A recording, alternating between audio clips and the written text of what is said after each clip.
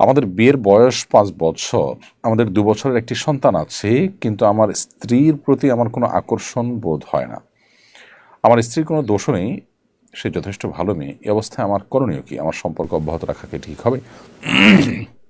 দেখুন, এই ইস্যুতে আপনাকে সিদ্ধান্ত নেওয়ার আগে একটা দীর্ঘ সেশন নেওয়া উচিত, বা একাধিক দীর্ঘ সেশন নেওয়া উচিত ভালো প্রাজ্ঞ কোনো আলিমের কাছে, যেখানে আপনারা উভয়ে থাকবেন এবং আপনাদের উভয়ের সুবিধা অসুবিধাগুলো সব আলাপ আলোচনা করবেন।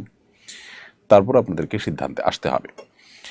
বিবাহ বিচ্ছেদ বা সম্পর্ক ইতি টানা, এই বিষয়টা এতই গুরুত্বপূর্ণ যে এটাকে আসলে সংক্ষিপ্ত কোনো প্রশ্নোত্তরের সেশনে প্রশ্ন দিয়ে 10-20 সেকেন্ডের কোনো রিপ্লাই পেয়ে আপনি তার উপর ভিত্তি করে সম্পর্ক ছেদ করে ফেলবেন, বিষয়টা সেরকম নয়।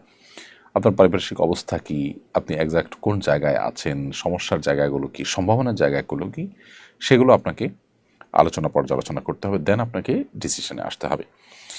যদি ব্যাপারটা এরকম হয় যে আপনার স্বাস্থ্যগত সমস্যা, তাহলে সেক্ষেত্রে আপনি চিকিৎসা করাতে পারেন। যদি হতে পারে আপনার মানসিক সমস্যা, সেক্ষেত্রে আপনি চিকিৎসা করাতে পারেন।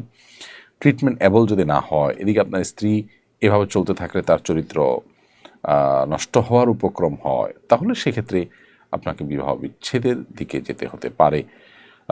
তার চরিত্রকে হেফাজত করবার প্রয়োজনে। এজন্য পরিস্থিতি কি আছে না আছে সেটি আলাপ আলোচনা করে তারপর আপনাকে সিদ্ধান্তে আসতে হবে।